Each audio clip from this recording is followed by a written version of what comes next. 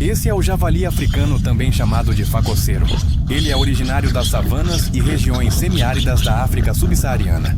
É um animal ágil, acostumado a cavar com seu focinho em busca de raízes, frutas e pequenos insetos. Costuma viver em grupos familiares, sempre atento aos predadores. Dá para ver os filhotes correndo atrás da mãe, imitando seus movimentos.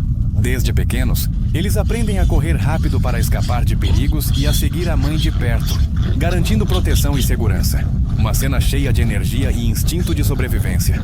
Então gostou? Inscreva-se, curtir, comenta, compartilha.